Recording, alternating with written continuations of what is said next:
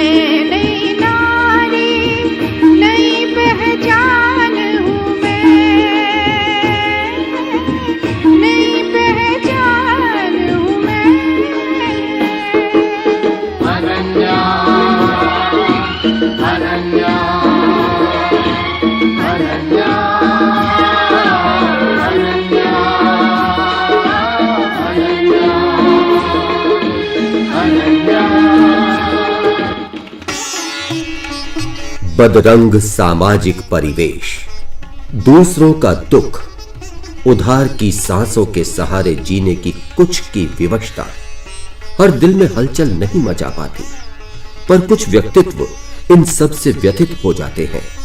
समय से पहले ही उनमें परिपक्वता झलकने लगती है और वे समर्पित भाव से दूसरों के अधिकारों की लड़ाई का बीड़ा उठा लेते हैं।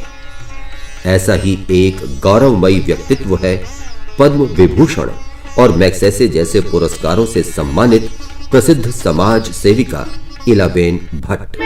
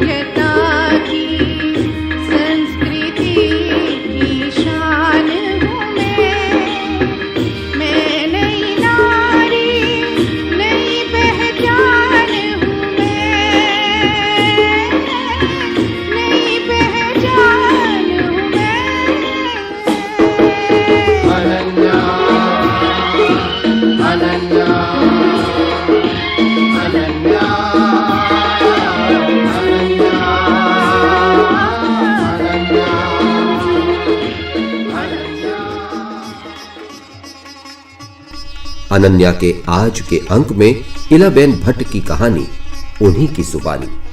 आपसे बात कर रही हैं मनीषा जैन। इला जी, सबसे पहले शुरुआत करते हैं, आज की इला जी छोटी इला को किस तरह से याद करती?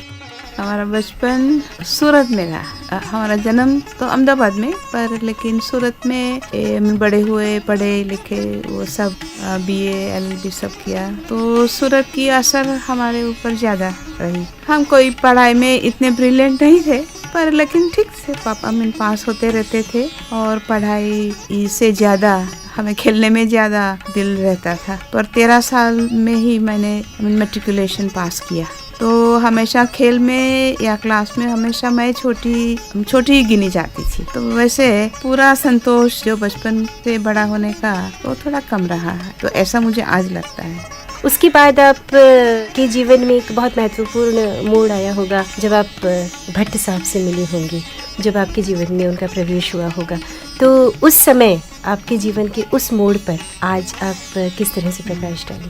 रमेश भट्ट जो मेरे भावी पति बने, वो हमारे क्लासमेट ही थे और कॉलेज में स्टूडेंट लीडर थे और खूबसूरत थे देखने में भी और बोलने में भी होशियार थे। तो एक आकर्षण था क्योंकि वो लीडर थे। पहले आज़ादी का संघर्ष रहा सारे देश में, तो स्कूल में भी ऐसा माहौल था। फिर कॉलेज में गए तो हमने आज़ादी पाई देश ने, तो फिर देश का नव निर्माण करना है। तो ये एक बहुत बड़ी दिल में एक आकांक्षा थी हमें सारे देश की, और हमारे कॉलेज का भी वातावरण ऐसा था। और हमारे टीचर्स बोलते थे कि जाओ गांव में रहो, वहाँ काम करो। तो रमेश हमारे साथ थे, तो लीडर की तरह से हमको सब बताते थे कि और कामों में, इस कॉलेज के कामों में हमको साथ में ले जाते थे। उस समय सेंसस हुआ हमारा देश का 51 में, जो सबसे पहला सेंसस होने वाला था, तो उसकी जो प्रेपरेटरी सेंसस सर्वे होती है, टेस्टिंग, तो उसमें हमारी कॉलेज में रमेश को दिया गया कि इसका एक टेस्टिंग करके लो। तो उन्होंने एक टीम बनाई,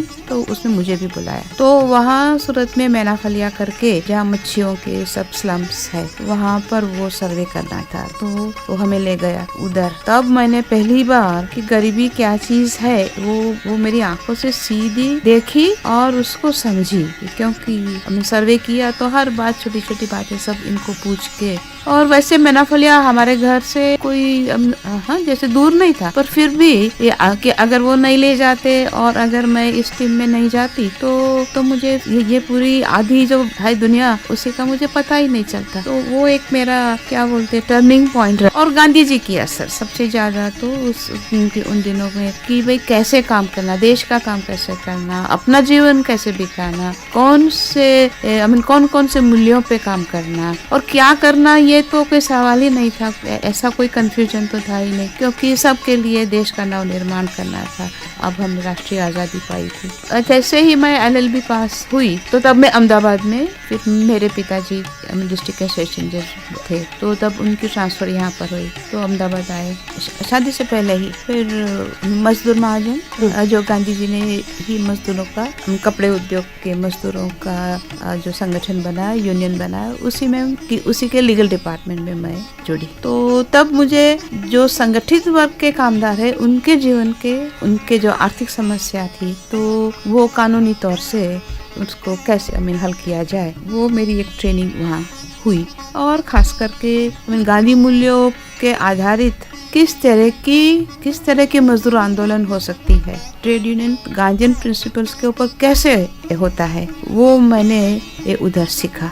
तो वो भी मेरी एक शिक्षा की सबसे महत्व की एक तक रही। इला जी, इसके बाद इला जी और सेवा दोनों का जुड़ाव कब और कैसे हुआ? देखिए, मजदूर महाजन में जो मैं काम करती थी वो कापड़ मजदूर थे और उद्योग में हम जुड़े थे, जहाँ पर एक मालिक था और वो मजदूर थे। तो मालिक मजदूर के संबंध, स्पेसिफिक संबंध थे, और वो संबंध जो इंडस्ट्रियल रिलेशंस बोलते, वो सारे कानून में हमें रक्षित किया गया था। तो उसके ऊपर जो कामदारों को जो अन्याय होता, तो उसके लिए हम मांग करते और कानूनी मांग करते थे। अन्याय क्या है, न्याय क्या है, गरीबी में कैसा अन्याय होता है, वो मैंने उधर देखा। पर वो एक तरह से मर्यादित रहा, क्योंकि वो कानून से रक्षित थे। तो जो भी मांग करते वो कानूनी मांग होती थी।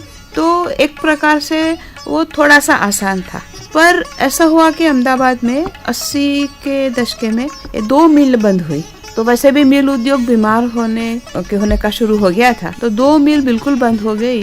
तो तब हमारे लीडर ने कहा कि जाओ, इनकी परिस्थिति क्या है उसका सर्वे करो और देखो। तब उनके घरों में जाके मैंने देखा कि मिल मजदूर जो बंद मिल के थे, वो हमें लड़ाई करने में पड़े थे, मांग करने में पड़े थे कानूनी तौर से।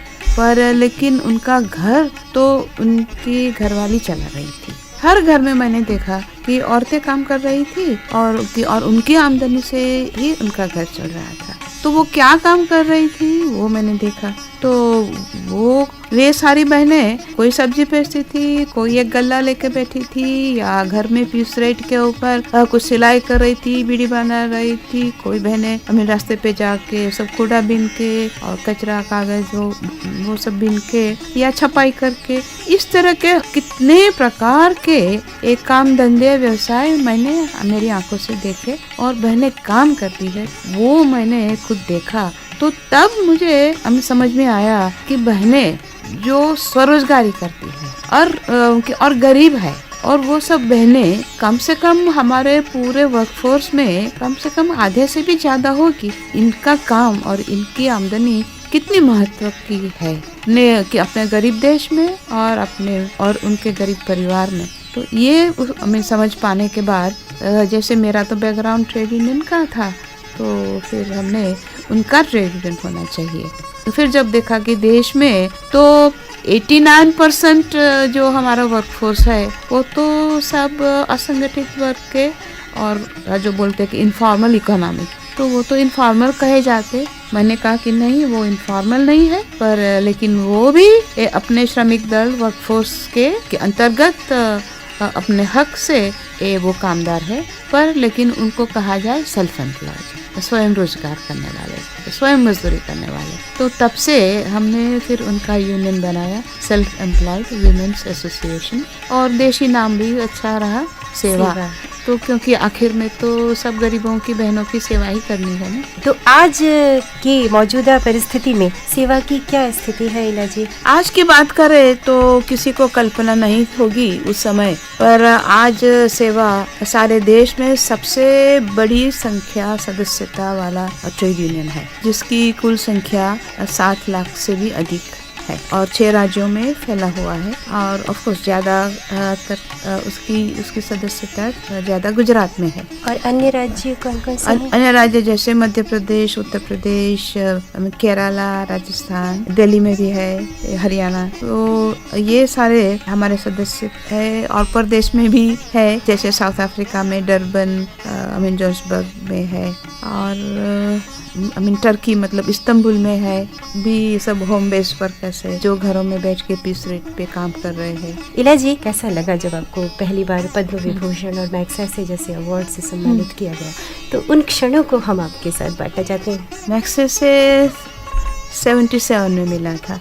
मैं तो उस समय काम में इतनी डूबी हुई थी, और मुझे मैग्सेसे लफ्ज़ क्या है वो भी मुझे पता नहीं था। तो जब फ़ोन आया, फ़ोन भी नहीं, रेडियो में ही उस समय घोषित हुआ, तो जब रेडियो से ही मुझे फ़ोन आया सबसे पहला कि आपको अभिनंदन, पर लेकिन मैग्सेसे क्या चीज़ है वही मुझे मालूम नहीं था। फिर बाद में मेरे पति ने कहा कि वो इस तरह क्या होता है। पर इससे एक तरफ जिम्मेदारी बढ़ जाती है। सबकी एक अपेक्षा ऊंची जाती है कि और उससे काम करने में बोझ लगता है।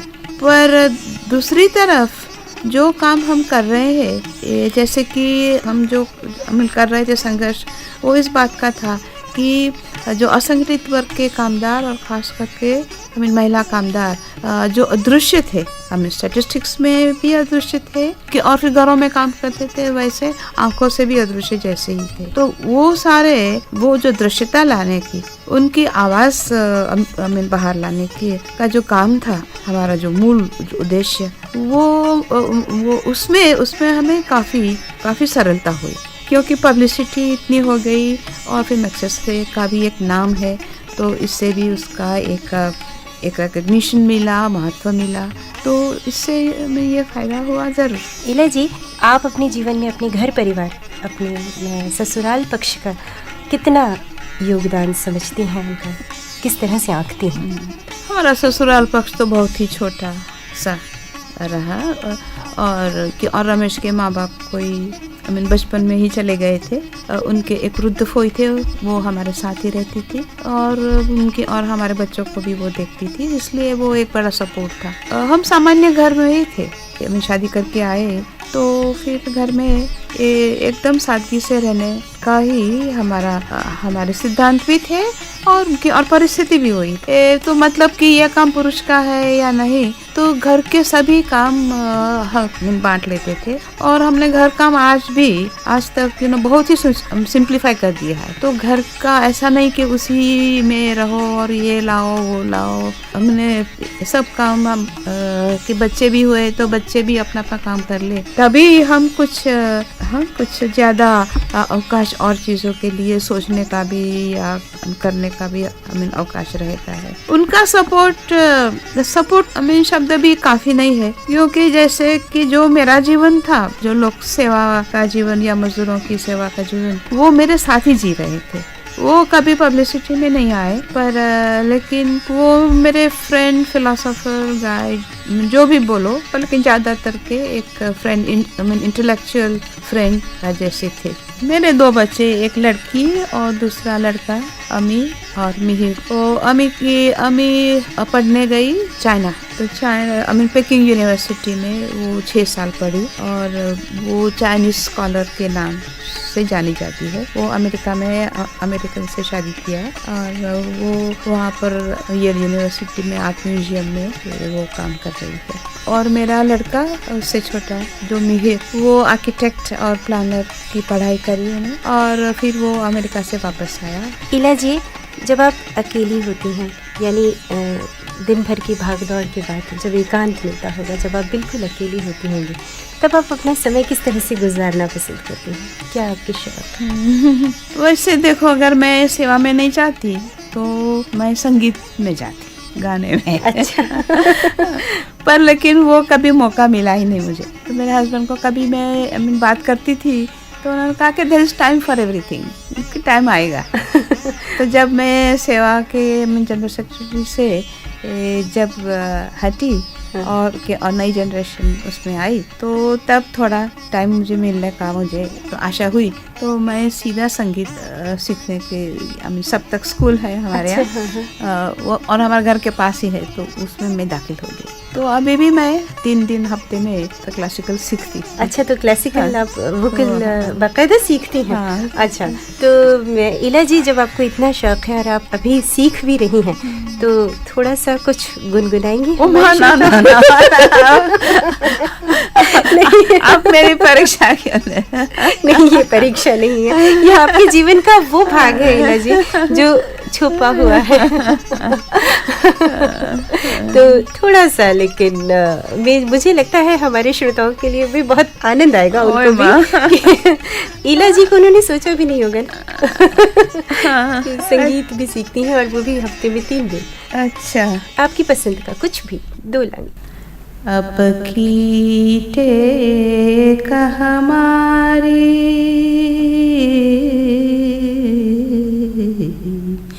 अब की टेक हमारी, लाज रखो गिरधारी,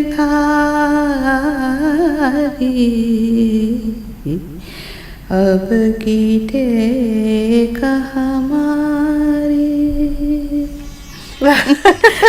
आपका छाती में दम नहीं इतना पहले जैसा। नहीं, माशाल्लाह बहुत अच्छा गाती हैं इला जी आप। थोड़ा मैं फिर उर्दू सीखती हूँ। ऐसा था, हम स्कूल में पढ़ते थे न, तब तो राष्ट्रभाषा में हमको 2 हिंदी भी सीखना पड़ता था। हिंदी की जो नागरी लिपि भी सीखनी होती थी और उर्दू लिपि भी सीखती। पर लेकिन फिर क्या हुआ कि वर्षों जाने के बाद मैं लिखना मुझे याद रहा, पढ़ना मैं भूल गई। तो फिर अब मुझे टाइम मिल रहा, तो मैं फिर उर्दू टीचर हमारे घर आते, तो उनसे मैं फिर से मैं याद करके सीखती हूँ। तो अब मैं पढ़ रही, छोटी छोटी बाल वार्ता हो तो मैं पढ़ सकती हूँ। अभी तक न्यूज़पेपर ठीक से नहीं पढ़ सकती। अच्छा, लेकिन हाँ, तो जो क्लियर है, क्योंकि उर्दू तो मुश्किल है ना, उसमें नुक्ता कभी हो या कभी न भी हो, या उस तरह से जेर ज़बर, उसमें बहुत फर्क है। पर लेकिन बाल वार्ता हो तो मैं पढ़ सकती हूँ। इला जी, एक प्रश्न चलते चलते हम आपसे पूछना चाहेंगे। गुजरात में स्त्रियों की दशा को लेकर और उनके इस असंगठित कार्य को संगठित रूप में एक बड़ा वर्कफोर्स बनाने में जो आपका योगदान रहा, उसमें आने वाले कम से कम 1 दशक को आप किस तरह से देखती हैं? क्या स्थिति होगी गुजरात, फिर उसके बाद पूरे देश में? आने वाला दशका भारी है, सवाल भी भारी है और दशका भी भारी रहेगा, क्योंकि अब देखते कि हर चीज बहुत जल्दी से आगे बढ़ती है। पहले किसी भी परिवर्तन को जितना टाइम लगता था, उससे कई गुना ज्यादा जल्दी से वो बनता है। इसलिए अच्छी भी चीज हो या बुरी भी चीज हो। दूसरा है कि ये बाहर के हमारे जो माध्यम है, प्रचार माध्यम, उसकी भी बहुत असर है। नई नई टेक्नोलॉजी जो आ रही है, उसकी भी बहुत असर है। तो जिसके पास एसेट है, कुछ मिलकत भी ठीक नहीं, एसेट जो है जिसके पास, वो उसका फायदा उठा सकेंगे। टेक्नोलॉजी हो या तो फाइनेंशियल सर्विसेज कैपिटल हो या मार्केट हो बाजार में, वो सब जिसके पास एसेट होगी तो वो उसका फायदा उठा सके। जिसके पास एसेट नहीं है, एसेटलेस है, बिना एसेट वाले हैं, कि जिसके पास जमीन, घर और पढ़ाई भी, वो भी एक एसेट है, तो वो सब जिसके पास नहीं है, है वो और जल्दी से पीछे चले जाएंगे। और गुजरात में ये दोनों का एसेट वाले और एसिड बिना वाले उसी का जो भेद है वो भी जल्दी से हमें बढ़ रहा है और जो कम होना चाहिए वो बढ़ रहा है।